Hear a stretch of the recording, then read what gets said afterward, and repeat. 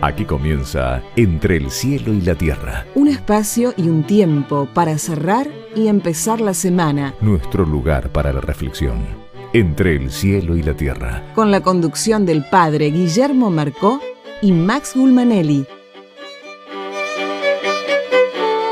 Hola, ¿qué tal? Buenas noches, qué gusto volver a encontrarnos. Como hacemos todos los domingos acá en Radio Rivadavia, este encuentro entre el cielo y la tierra. Padre Guillermo Marcó, buenas noches, ¿cómo estás? Buenas noches, Max, ¿cómo estás? Muy bien, bueno, te extrañamos, hay que decirlo, estuviste misionando.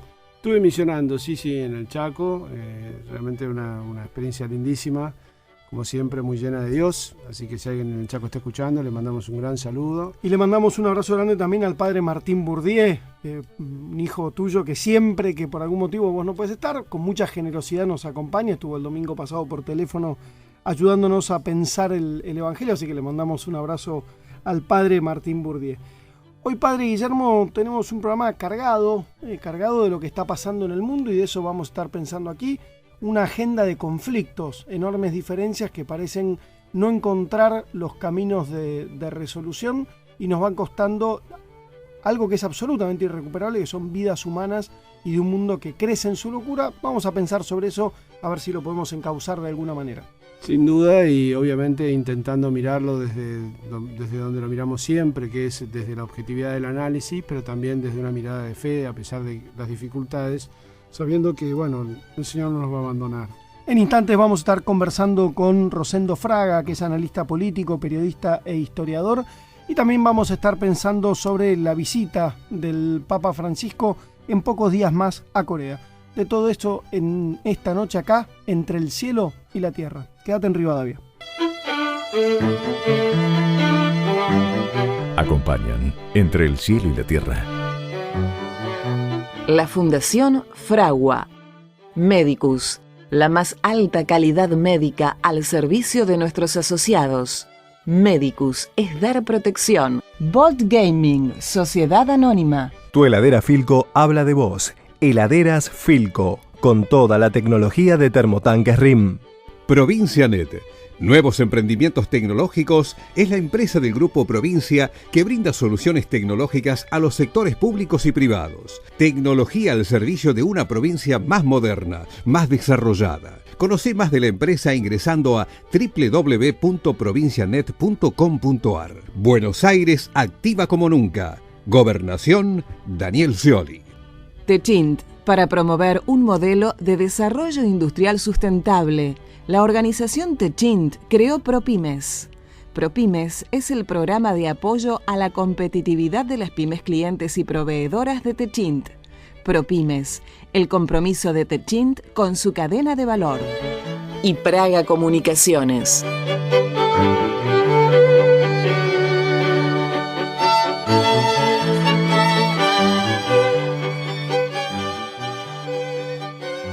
Padre Guillermo, hoy la Iglesia nos presenta en el Evangelio ese pasaje donde Jesús está en una barca ya muy lejos de la costa los apóstoles están en una barca lejos de la costa y de repente se acerca Jesús sobre las aguas y asustados los discípulos dicen: es un fantasma. Y Jesús les dice: tranquilícense, soy yo, no teman. Y Pedro le dice: Señor, si sos vos, mandame ir a tu encuentro sobre el agua. Y Jesús lo invita a acercarse y Pedro empieza a caminar milagrosamente sobre las aguas hasta que de repente tiene miedo, piensa en su humanidad y comienza a hundirme. Y grita: Señor, sálvame. Y Jesús, tendiendo su mano, le dice: hombre de poca fe, ¿por qué dudaste? E inmediatamente el viento se calmó. Y dice que los que estaban allí, sus amigos, los apóstoles, dicen: verdaderamente tú eres el Hijo de Dios. Sí, la verdad que el mundo está agitado, ¿no? Como ese lago de Galilea, muchas veces la barca de la Iglesia que navega en medio del mundo y el mundo mismo se siente intranquilo frente a la ausencia de Dios, pareciera, ¿no? Porque cuando uno piensa, bueno, en qué quedó todo esto de deseos de paz y demás en Medio Oriente, si poco después de la visita del Papa se desencadena tamaño conflicto con tantas muertes y sobre todo muertes muy dolorosas, muertes de niños, de jóvenes, ¿no? Una masacre prácticamente.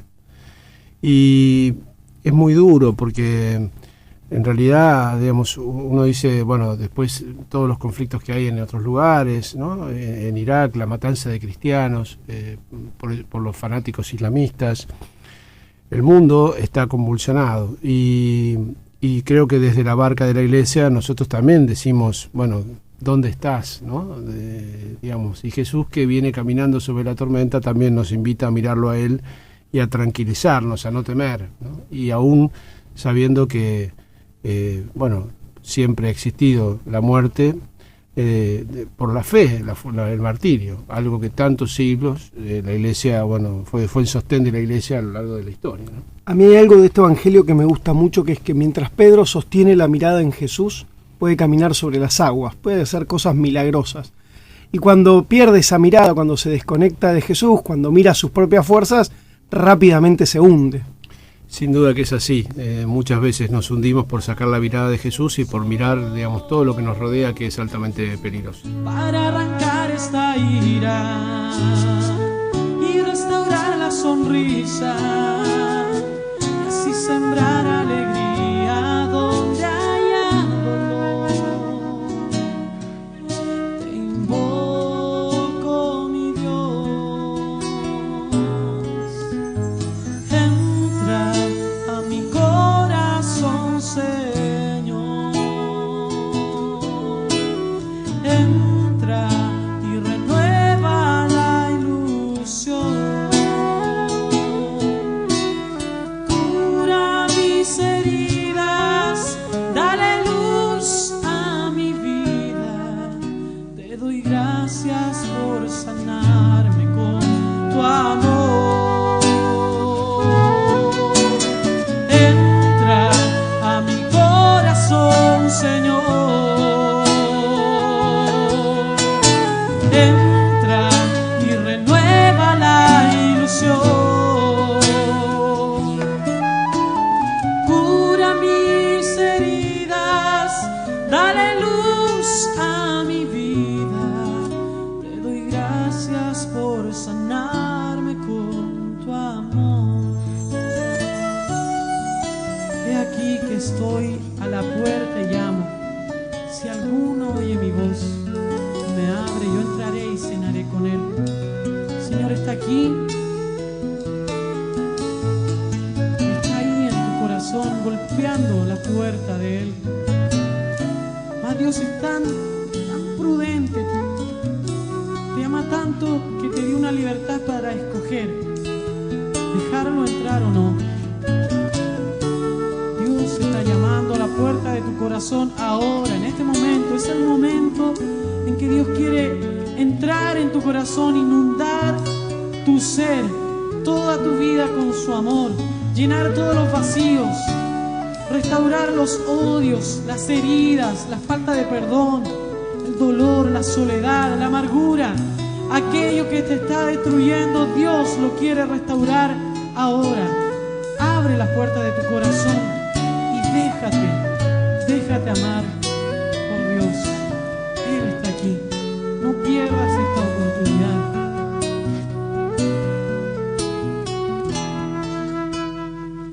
Para quitar la agonía de aquella agresión sufrida que me llenó de malicia, de odio, rabia y de rencor,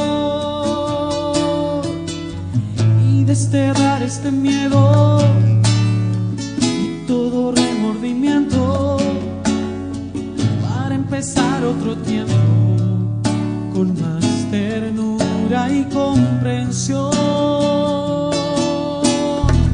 para arrancar la mentira, recuperar la autoestima. Entre el cielo y la tierra, con la conducción del padre Guillermo Marcó y Max Bulmanelli. Continuamos Entre el cielo y la tierra. Padre Guillermo, como veíamos recién en el Evangelio, estas aguas inquietas, ¿no? La verdad que cuando uno lee el diario a diario, valga la redundancia, uno ve que la humanidad está en conflicto permanente, ¿no? El conflicto del que hemos hablado tantas veces entre palestinos e israelíes. Vos hacías mención a la matanza de cristianos en Irak, el conflicto en Ucrania, tantos lugares de la tierra donde hoy nos estamos matando entre nosotros mismos. Al extremo, si querés, de incluso tirarle un misil a un avión de la aviación civil, ¿no? En el marco del conflicto. Para ayudarnos a pensar un poco de esta humanidad en conflicto, de tanto escenario internacional que hoy está altamente belicoso, estamos en comunicación telefónica con el doctor Rosendo Fraga.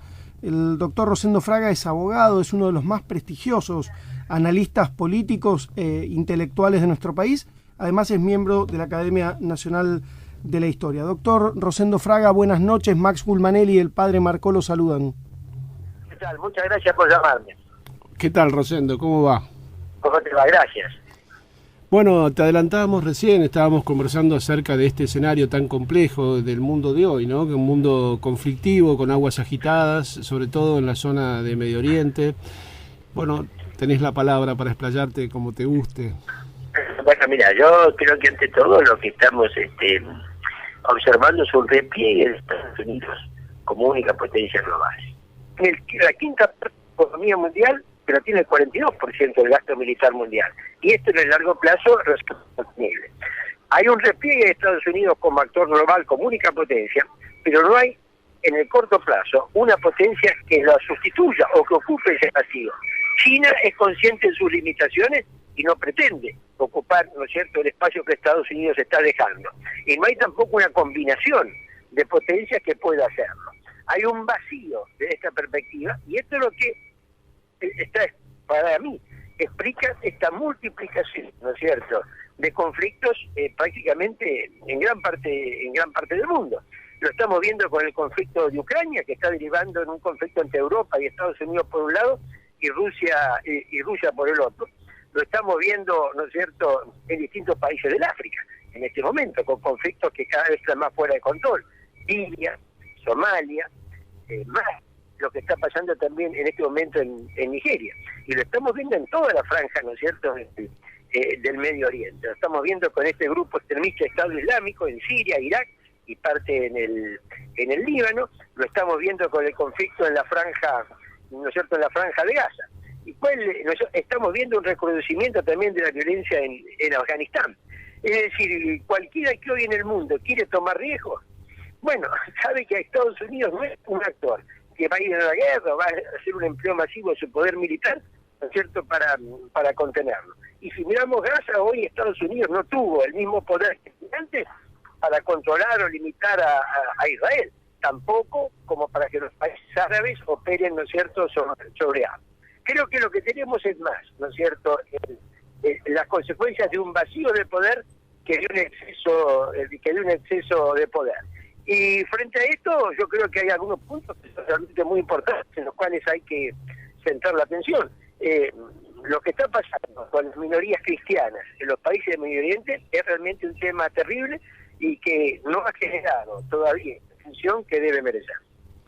Rosendo, cuando hace 2 o 3 años empezaron estas primaveras teóricamente de revueltas en Medio Oriente, creo que a mí, por lo menos a mi juicio, hubo un grosero error de los analistas y también de los propios medios, ¿no?, que auguraban, bueno, en estas primaveras del derrocamiento de personajes como Mubarak o algunos líderes, o incluso la misma guerra que libraron contra Saddam Hussein, como, digamos, el resurgimiento de una democracia, de un deseo de mayor libertad, que hablaban de las redes sociales y en realidad lo único que estaba organizado como para tomar el poder eran estas fraternidades musulmanas que son generalmente bastante radicalizadas y viven en el pre-medioevo, creo yo, ¿no? Entonces, ¿qué opinión te merece este análisis? Mira, yo coincido plenamente con eso. Además, en su momento, yo me acuerdo en 2011 escribí una nota porque, no, fíjate, el principal analista político egipcio, cuando se produce la caída de Mubarak, dice, estoy hablando, ¿no es cierto?, del mes de enero del 2011, dice, solamente 2 fuerzas políticas están en condiciones de ejercer el poder en Egipto. la hermandad musulmana y el ejército. Bueno, y lo que hemos visto, ¿no es cierto?, en los 3 años posteriores, es que ese análisis es exactamente la clave de lo que se cumplió. Primero tomó el poder ¿no es cierto?, la hermandad musulmana, y después terminó tomando, de hecho, el poder del ejército con el jefe del ejército electo, en una suerte de plebiscito, ¿no es cierto? Entonces, ¿qué es lo que sucede? Lo que uno no tiene que cometer el error es de analizar los conflictos de otras culturas con los parámetros de la cultura, ¿no es cierto?, de la cultura occidental, donde, como vos muy bien decís, es decir, alguna de las la historia, la cultura, la religión, son las claves más importantes para entender lo que está pasando, ¿no es cierto?, en el mundo hoy, que los análisis vinculados hoy, digamos, a las encuestas, lo de la sociología política o las redes sociales. Insisto, historia, cultura y religión son claves mucho más precisas para entender y prever lo que está pasando en el mundo hoy, ¿no es cierto?, que hasta el conflicto de Ucrania se entiende más por esas claves que por las encuestas o las redes sociales. Rosendo, en un mundo que, si bien tiene una crisis de representación y mundialmente los partidos políticos hoy están cuestionados, también es cierto que hay otros modos de participación de la gente donde empieza, muchas veces con coherencia, a plantear otras demandas. Usted planteaba un mundo que tiene un gasto en una carrera armamentística que es escandaloso, cientos de miles de millones de dólares todos los años, los diferentes países invierten, gastan, malgastan en armarse, en fortalecer sus ejércitos.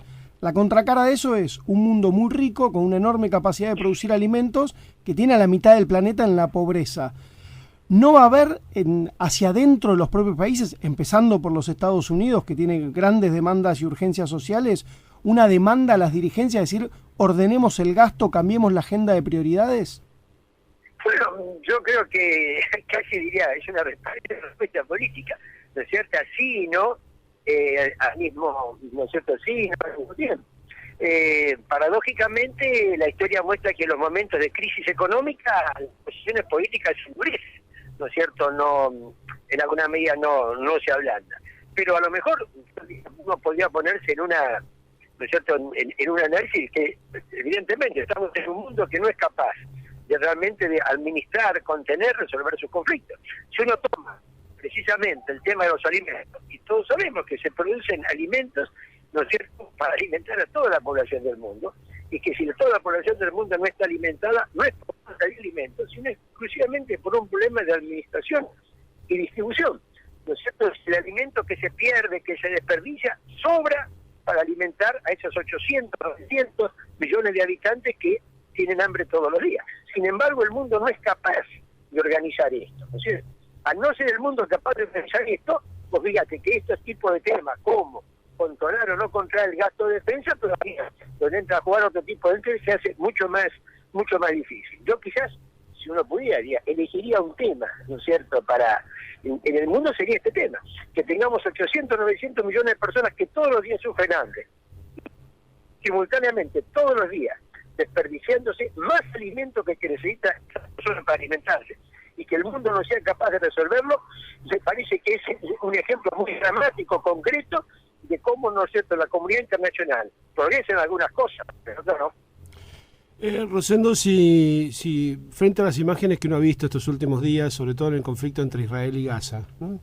Una zona en la que conozco más o menos bastante, qué sé yo, he estado unas 9 veces en Israel. La última vez en febrero, en un viaje previo con una delegación de cristianos, musulmanes y judíos, que viajamos 45 personas, previo al viaje del Papa Francisco, y nos fuimos a Jordania, Israel y Palestina, y nos entrevistamos con digamos, autoridades de los 3 países, ¿no? Y realmente yo, digamos, para tratar de ser equitativo, entiendo el derecho de Israel de defenderse cuando le tiran cohetes. La realidad es que los cohetes que tiran, digamos, mucho impacto no tienen, porque uno nunca ve imágenes de daño en Israel de los cohetes que tiran presuntamente desde la Franja de Gaza. Por otro lado, sí aprecia el daño cuando Israel toma represalias, o sea, hubo 27 muertos de un lado y más de 1000 y pico del otro, y de esos muertos la mitad son gente muy joven, incluso niños. Se atacaron objetivos con una justificación un tanto ridícula, diciendo que bueno, jamás esconde sus armas. Yo no creo que la ONU sea tan estúpida de agarrar una escuela y digamos y que los palestinos mismos mandar a sus hijos ahí a refugiarse y después tiren bombas desde el mismo lugar. Me parecería como muy descabellado, y creo que hasta la misma gente tendría una reacción. Sin embargo, si hubiera sido a la inversa, es decir, si hubiera habido una escuela de la ONU en Israel con niños israelíes refugiados y hubieran tirado un cohete y hubiera explotado, yo creo que el mundo entero hubiera hecho un escándalo. Y sin embargo, bueno, sí, qué sé yo, sí, qué horror lo que pasó. Sí, mira, yo creo que vos decís, ¿no es cierto? Es un planteo. Primero acá yo sí, ¿no es cierto? Israel es una sociedad que funciona, un país que funciona con parámetros occidentales. Y ahí sí, algunas de las conductas, en alguna medida los elementos científicos de sociología nos permiten entenderlo. Pues fíjate que en esta ofensiva israelí, 90% los israelíes judíos apoyaron la ofensiva y 79% de los israelíes árabes apoyaron la ofensiva. Es decir, para entender esto hay que ver que hay una opinión pública que ha estado marcadamente, ¿no es cierto?, a favor de esta ofensiva. Y sin eso me parece que no se entiende lo que ha sucedido. También sí, yo creo que acá vos te encontrás con otra realidad, ¿no es cierto?, que es la presentación de las imágenes. No siempre, y este es lo que sucede con los medios, puede estar pasando algo en un lugar y yo puedo estar mostrando en 4 esquinas y digo qué esquina estoy, ¿no es cierto?, qué esquina estoy mostrando. Y me parece que ha habido una condena frente a la ofensiva israelí y no ha habido una condena correspondiente a lo que han sido los actos terroristas de los grupos extremistas, ¿no es cierto?, extremistas musulmanes, ¿no es cierto?, en este punto. Y eso creo que ha creado una distorsión, como también me parece que en este momento no hay una condena correspondiente a lo que está pasando con las minorías cristianas en Medio Oriente, ¿no es cierto? Ya teníamos 200.000 cristianos en el norte de Irak, ¿no es cierto?, refugiados en el Kurdistán iraquí. Ayer hemos tenido, ayer en Mosul, la venta como esclavos de 400 mujeres cristianas y kurdas. Y están pasando cosas frente a las cuales el mundo no está reaccionando de la misma manera. Un gran abrazo. Gracias, Rosendo. Era Rosendo Fraga, analista político, periodista e historiador, ayudándonos a pensar en esta noche sobre esto que nos pasa en el mundo, ¿no? Un mundo que no puede administrar sus diferencias, sus dificultades, sus problemas que son reales, pero que indudablemente nos urge poder encauzar para poder vivir en paz. Quédate en Radio Rivadavia, que enseguida continuamos encontrándonos entre el cielo y la tierra. Entre el cielo y la tierra, un puente tendido para encontrarnos con Dios. Gracias, mamá, por tu amor, por ese amor que hizo que estuviese acá, por ese amor que se dejó embarazar. En tus ojos, mamá, descubrí una gran verdad. Descubrí que siempre fui una realidad y que vine al mundo solo para amar.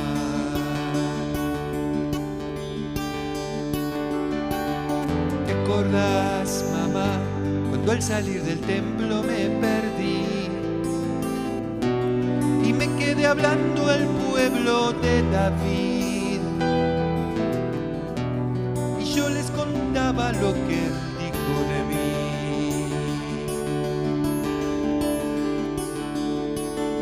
Nunca olvidaré cuando junto a vos, mamá, convertí el agua en vino en Caná. Cómo me inundaba siempre con tu paz. Na, na, na, na, na, na, na, na, na, na.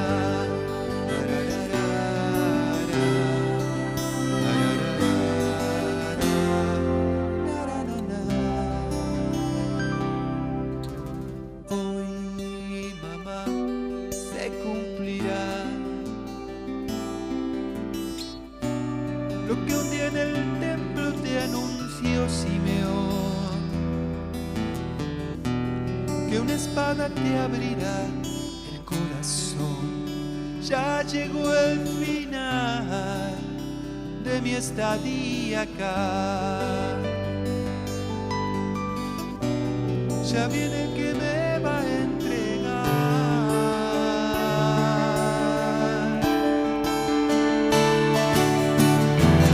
Gracias, papá, por tu amor,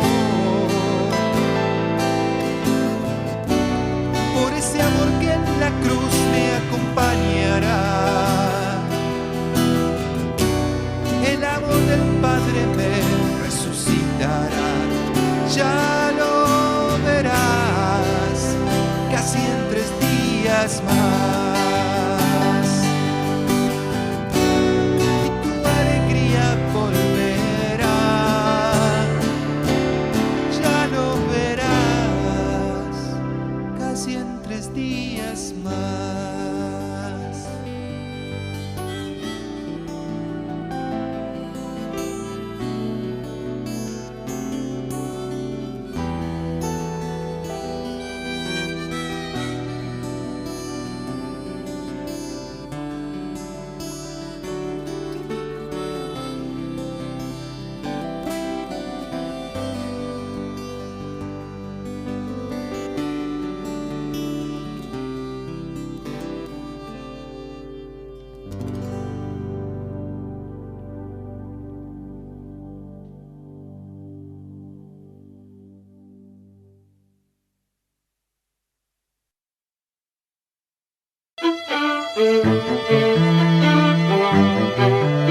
Entre el cielo y la tierra, un espacio y un tiempo para abrir y cerrar la semana.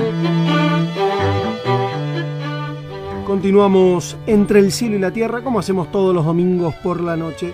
Padre Guillermo, conversábamos anteriormente con Rosendo Fraga sobre este mundo en conflicto, sobre este mundo que no logra administrar sus diferencias, ¿sí? Sí, me pareció interesante lo que decía Rosendo, es algo que todos los analistas internacionales ven, el tema del retiro de Estados Unidos, un poco como esta tarea que había asumido en la posguerra mundial.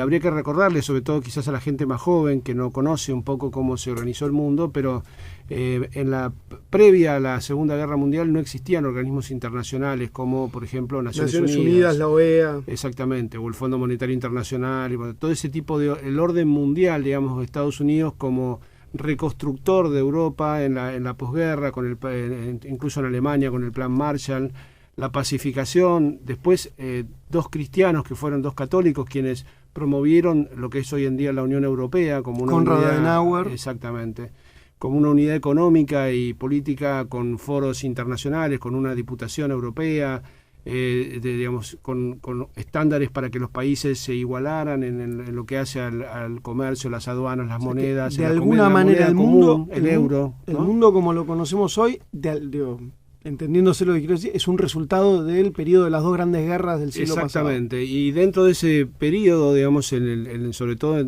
como un fruto de lo que pasó en la Primera Guerra Mundial, cuando se desmembra el Imperio Otomano, que ocupaba prácticamente todo Medio Oriente, las potencias coloniales, Francia e Inglaterra, se dividen un poco digamos, los países que han sido vencidos, y por lo tanto incorporan colonias en todo Medio Oriente, y en el África concretamente, bueno, ya en el periodo colonial también eran colonias francesas, holandesas o inglesas, los países de África.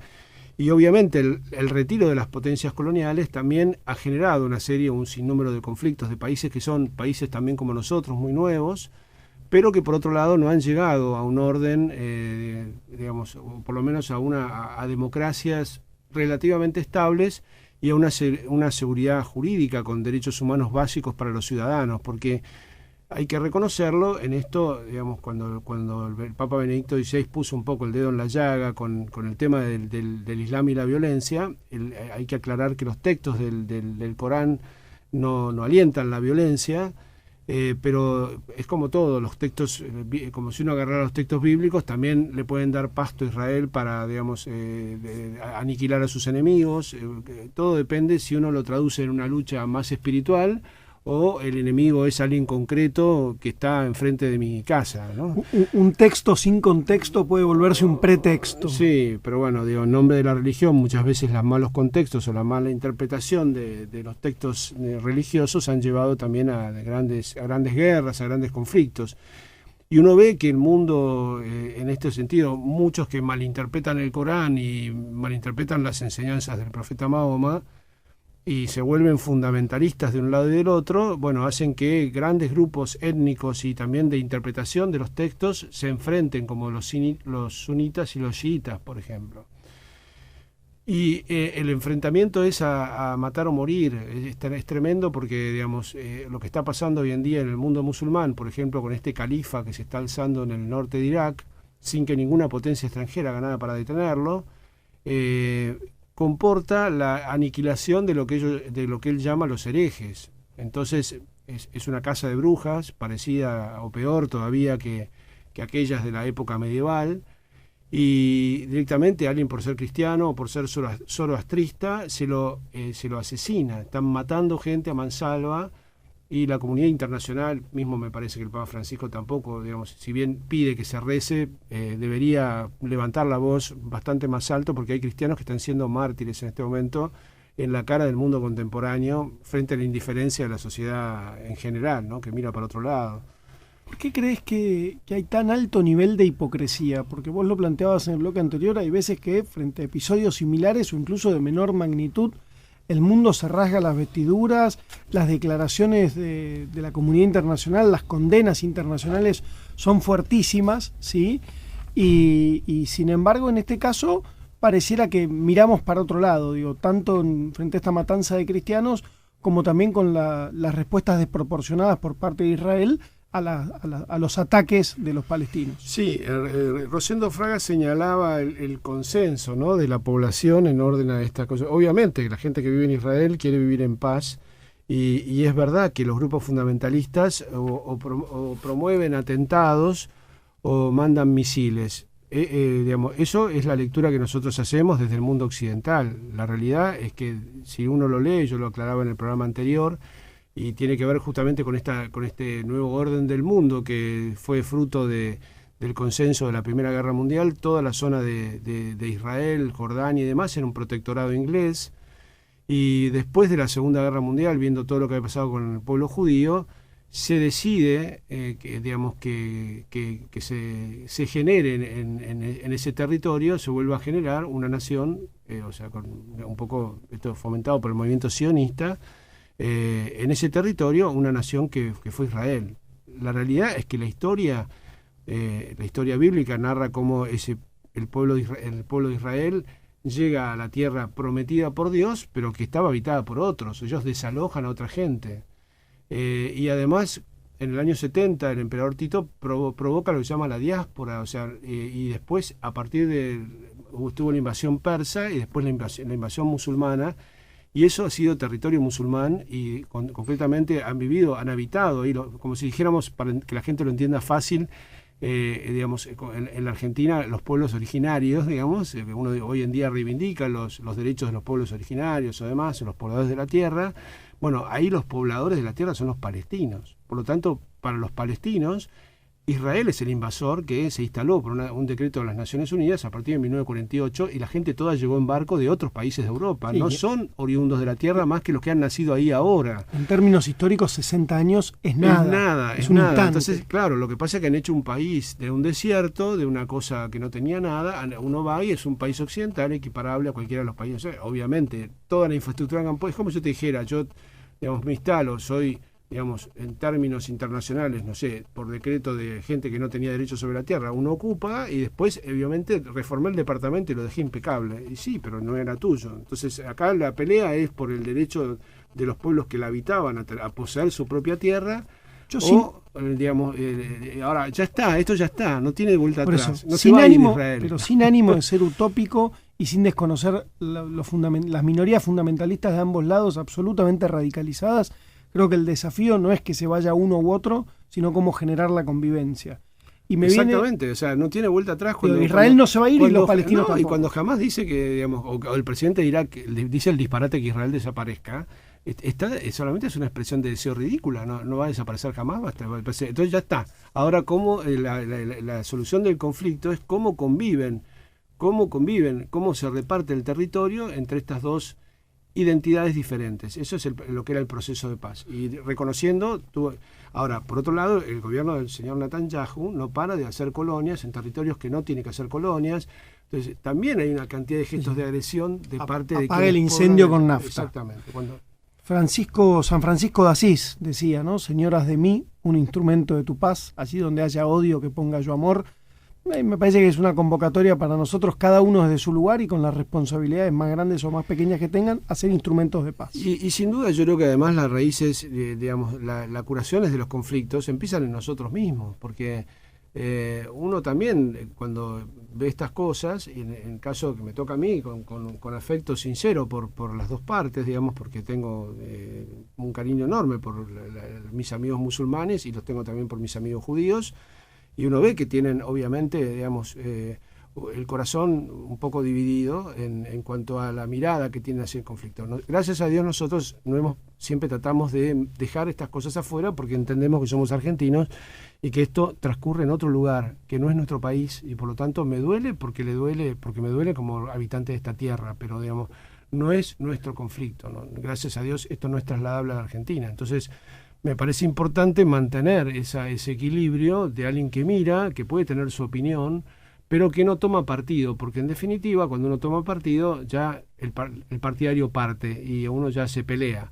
Y en definitiva, el conflicto termina aterrizando en el propio corazón a miles de kilómetros y doliéndonos muchísimo y generando división, que es lo que uno no quiere. O sea, yo creo que tenemos que ser agentes de paz y por eso es importante trabajar por la paz, y se trabaja por la paz desde la propia decisión de, mantener una mirada equilibrada sobre los conflictos y sobre todo no alentando que el odio anide, crezca y se haga real, digamos, volviéndose antipalestino, antisemita o antinada. Hay que ser pro confraternidad de los pueblos, pro diálogo, pro vida, y me parece que eso es lo más importante. Vistes de luz junto a Jesús, eres hermosa como el día. Tu sencillez, tu comprensión llenan mi alma de poesía. Y aunque se ponga gris mi vida, sé que estarás en mi María. Tu corazón se dio al amor, aunque muy poco comprendieras. Decir que sí, sin vacilar, hacerte sierva y darte entera. Entiende, tiene su mirada. Entiende, levanta su morada. Eres de Dios, debilidad. Eres abrigo y libertad. Quiero ser tuyo, madre mía. Llegar donde llegaste tú. Decir a todos tu virtud. Voy caminando de tu mano, María.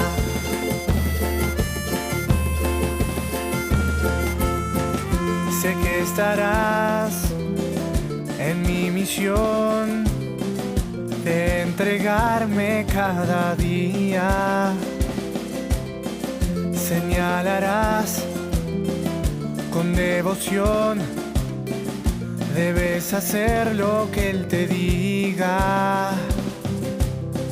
Harás camino en mi camino. Te llevaré siempre conmigo.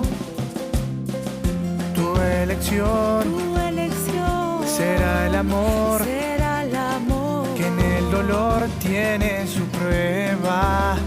Y el gesto fiel de aceptar los hijos que Jesús te entrega. De pie sigues junto al madero, dándole a todos su consuelo.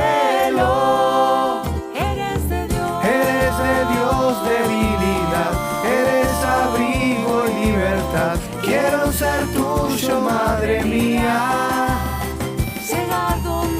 llegar donde llegaste tú, decir a todos tu virtud. Voy caminando de tu mano. Entre el cielo y la tierra, con la conducción del padre Guillermo Marcó y Max Gulmanelli.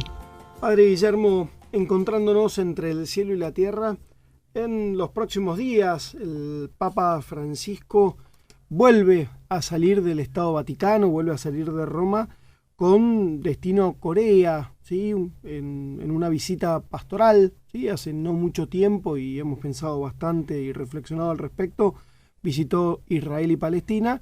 Ahora está partiendo el 14 de agosto y va a estar allí 4 o 5 días a Corea. Sin duda, un país de Oriente. La última visita que hizo un papa a Asia fue en el año 1999, Juan Pablo II. Y bueno, un lugar donde el catolicismo viene creciendo a pasos agigantados. Ha crecido un 70% en los últimos años, ¿no? Entonces, bueno, frente a este boom de vocaciones, de desarrollo de la vida espiritual en Corea, creo que el Papa es algo que ya tenía en su corazón y en la agenda también Benedicto XVI, sabiendo que, bueno, digamos, por supuesto que se visita mucho Europa porque es lo que está más próximo. Alguna visita estaba planificada para América Latina con el tema de la Jornada Mundial de la Juventud. Y creo que si tanto habla el Papa de los pobres, bueno, visitar Asia y visitar África sobre todo sería algo realmente, digamos, importante, ¿no? También se va a encontrar con una tierra y una agenda de enormes conflictos. Recordemos, Corea dividida en 2 países, Corea del Norte con actitudes un tanto belicosas, con lo cual también tiene una agenda de grandes desafíos. Más allá de la visita pastoral a este catolicismo en crecimiento, también va a encontrar una agenda de divisiones. Sí, esperemos que después de la visita del Papa no se desate otra guerra entre Corea del Norte y Corea del Sur, ¿no? Estás muy malo hoy, padre Guillermo, estás muy malo. Lo van a tildar de yeta, pobre. Pero realmente creo que va a ser muy lindo y la gente está esperando. Yo lo pude percibir, ¿no? Porque curiosamente la gente de los canales de Corea, hubo muchos canales de los más importantes de Corea y también radios que vinieron a Buenos Aires, sus corresponsales, con equipos de cámaras y todo, y bueno, la verdad que tuve la suerte de poder que me hayan contactado, de poder recibirlos. ¿Qué le llama la atención a un periodista coreano de la figura de Francisco o de la figura de Jorge, ¿no? Por ejemplo, me hacían preguntas como esta. Dice, ¿es verdad que él atendía el teléfono, por ejemplo? Entonces, dice, no, una persona de jerarquía ya jamás atiende un teléfono, digamos. Siempre habla una secretaria o habla alguien a través de él, pero nunca él atiende. Convengamos que no solo en Corea, acá vos llamás a un ministro, a un secretario, a un presidente, y tampoco es que le atendía todo el día el teléfono, pero sí había una hora que sabías que si lo llamabas te atendía él, digamos, lo cual generaba una rapidez en la comunicación muy grande y además muy necesaria para las personas que trabajábamos cerca de él. Otros que son inencontrables, uno llama y no contestan el llamado, están ahí, no están, no sabe si es que no le interesa o no puede, no da abasto. Pero bueno, uno estaba bastante mal acostumbrado con Bergoglio, que a mí por lo menos nunca me dejó de responder un llamado en el día.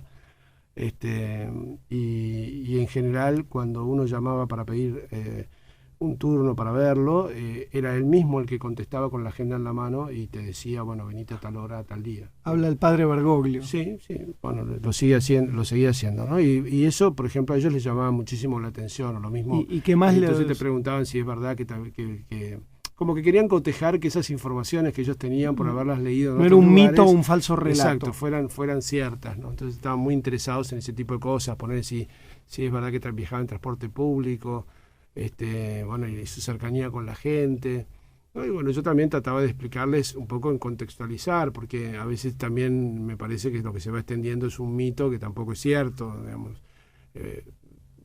Bergoglio tiene un estilo de vida austero, pero digamos, la Curia es un muy buen edificio, su departamento es un muy buen departamento, y tampoco se pasaba el día en los barrios marginales, digamos. Iba a las fiestas patronales de la villa, una vez iría a tomar mate con un cura, pero digamos, no, después el resto tiene una diócesis muy grande para atender y va a todas las parroquias. Entonces, no, está bien, pero digo, cuando uno va a los barrios más pobres, digo, cuando uno va a lo que llamamos las villas de emergencia de la ciudad, digo, la figura del cardenal Bergoglio en su momento, hoy del Papa Francisco, la gente tiene un cariño enorme. Vos vas a la 21-24, la porque 31. Ahora, y sobre todo ahora porque es el Papa, pero digamos, pero siendo arzobispo de Buenos Aires también había un cariño muy grande. No lo dudo porque, bueno, obviamente tuvo muchísimo más presencia que obispos anteriores. Él celebraba, por ejemplo, todos los años en Plaza de Mayo una misa para las comunidades educativas de la ciudad, pero también celebraba todos los años, no me acuerdo ahora la época, otra misa para las comunidades educativas de la Villa 21-24, y iban docentes, padres, estudiantes, y celebraba esa misa en la villa.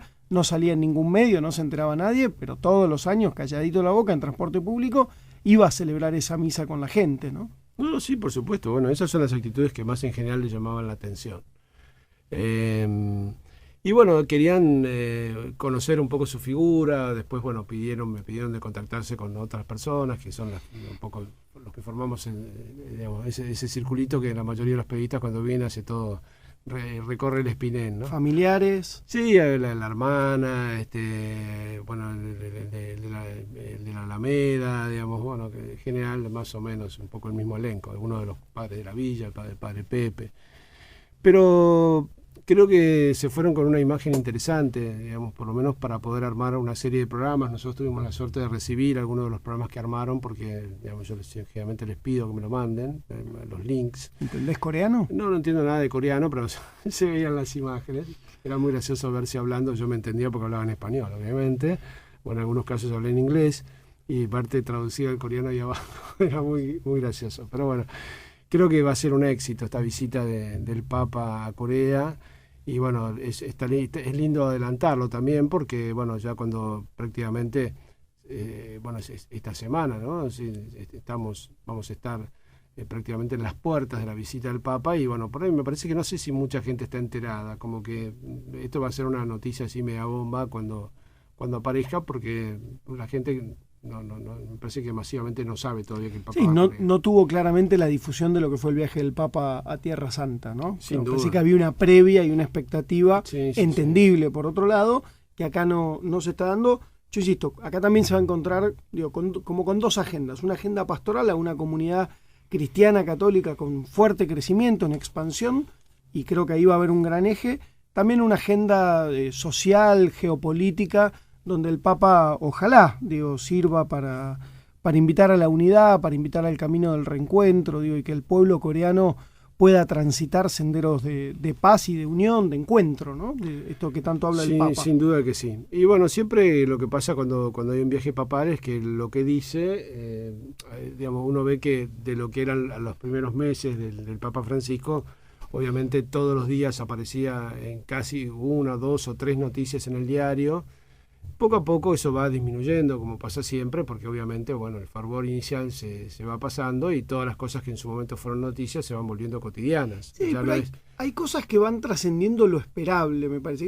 Las audiencias públicas de los miércoles, que antes iban 5.000, 6.000 personas. Claro, pero ya no es, o sea, te lo pueden publicar como noticia una vez que van 100.000 personas. Ya no es, cuando todos los miércoles hay 100.000 personas, ya no es noticia. Está claro que no es noticia. Entonces, pero es un fenómeno. Eso no va a aparecer. Lo que sí va a aparecer es cuando hace alguna cosa que sale de lo común. Como el otro día cuando fue, por ejemplo, a almorzar se apareció con los trabajadores del Vaticano. Con los trabajadores del Vaticano, y fue al comedor donde comen y sacó su bandeja y pasó y no se animaron a cobrarle. Decía el cajero, no me animé a cobrarle. Y bueno, capaz no tenía plata a lo mejor. Y bueno, pero de todas maneras, a mí me parece que esto, y lo mismo pasaba con Juan Pablo II, cuando el Papa sale, eso sí que es noticia. Entonces vamos a tener también una presencia mediática sin duda importante, porque bueno, va a despertar interés, o sea, puede ser que no haya despertado en el previo, pero una visita del Papa a Corea, bueno, la verdad que es una noticia, ¿no? Tiene un impacto en una región que también, que no es mayoritariamente cristiana. Para nada. Pero, digamos, donde el cristianismo está creciendo, y, como decís vos, sin duda una zona de conflicto, pero el Papa en Asia. Y eso es interesante. Y la zona también, Asia es el continente de mayor crecimiento económico, es el motor de la economía mundial, con lo cual tiene como muchos condimentos, y va a tener, sin lugar a dudas, un impacto en la agenda mundial muy grande. Padre Guillermo, nos empezamos a retirar, nos vamos a encontrar el domingo que viene, si Dios quiere, acá en Radio Rivadavia, Entre el Cielo y la Tierra. Nos acompañó Toto Berlingeri en la operación técnica, Elías Cisternas y Pedro Fernández en la producción general. Buena semana para todos. Buena semana, gracias y que Dios los bendiga a todos. Acompañaron Entre el Cielo y la Tierra la Fundación Fragua.